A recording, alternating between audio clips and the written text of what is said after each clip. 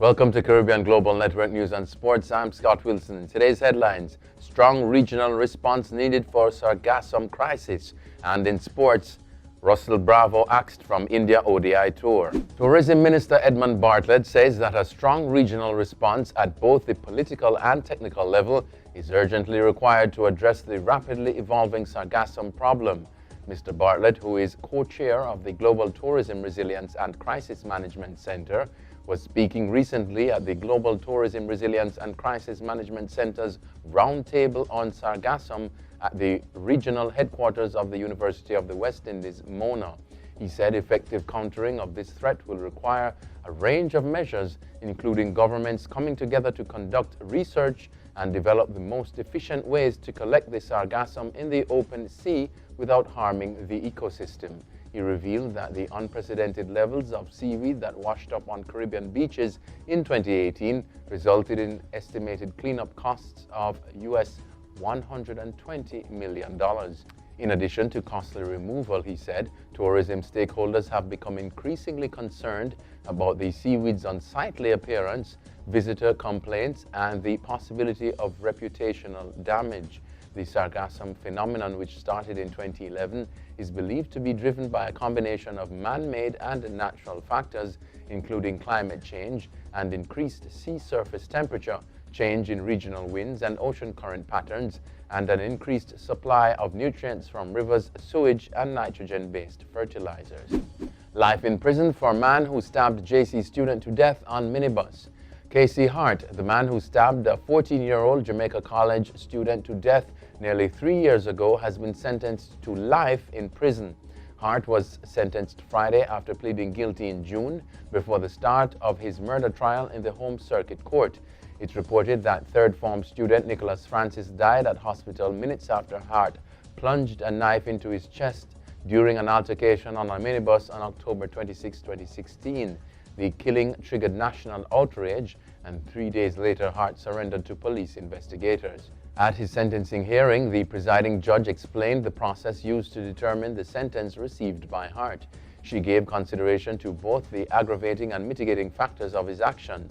He received credit for pleading guilty on the day of the trial and the 2.5 years he spent in custody before trial. However, he received a life sentence with the stipulation that he must serve 31 years before he's eligible for parole.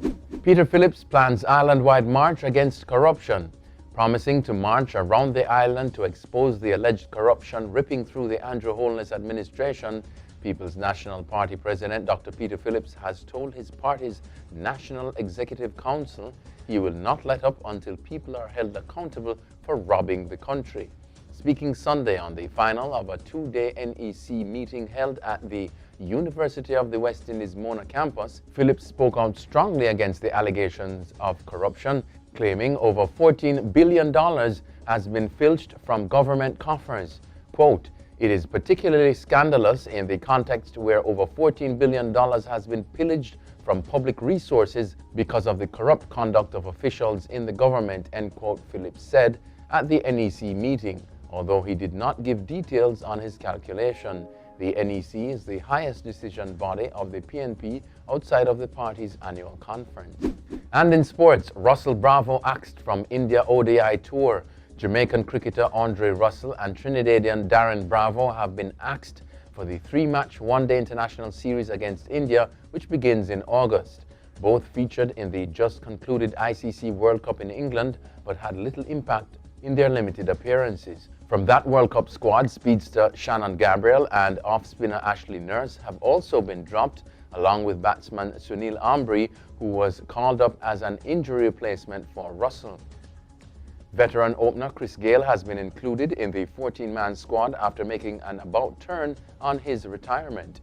The trio of opener John Campbell, all-rounder Roston Chase, and Seema Kemo Paul have been called up.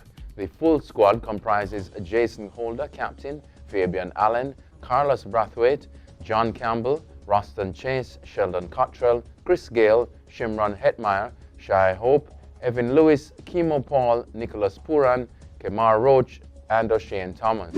Trial date set for Vere PE teacher in physical abuse case. August 23 is the trial date set for Vere Technical's physical education teacher who will be answering to the charge of abuse of a female student.